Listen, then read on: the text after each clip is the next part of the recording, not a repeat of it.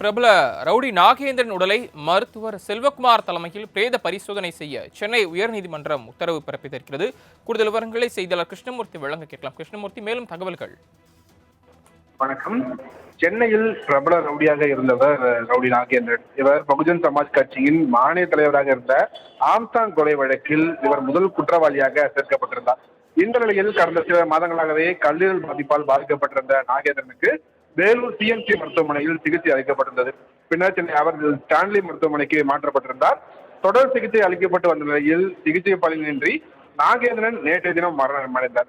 இதையடுத்து தன்னுடைய கணவரை விஷம் வைத்து காவல்துறை கொன்றுவிட்டதாக கூறி அவருடைய உடலை தங்கள் தரப்பு மருத்துவர் முன்னிலையில் பிரேத பரிசோதனை நடத்த உத்தரவிட வேண்டும் என்று நாகேந்திரனின் மனைவி விசாலாட்சி தரப்பில் சென்னை உயர்நீதிமன்றத்தில் வழக்கு தொடரப்பட்டது. இந்த வழக்கு இன்று நீதிபதி சதீஷ்குமார் முன்பாக விசாரணைக்காக எடுத்துக் கொள்ளப்பட்ட போது நாகேந்திரன் உடலை கீழ்ப்பாக்கம் மருத்துவக் கல்லூரியின் முன்னாள் டீனாக இருந்த மருத்துவர் செல்வகுமார் முன்னிலையில் பிரேத பரிசோதனை நடத்த வேண்டும் என நீதிபதி உத்தரவிட்டிருக்கிறார்.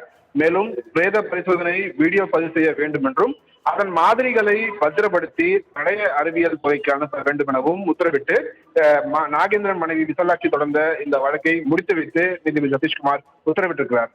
சரவணன், தாங்கள் வழங்கிய தகவல்களுக்கு நன்றி கிருஷ்ணமூர்த்தி.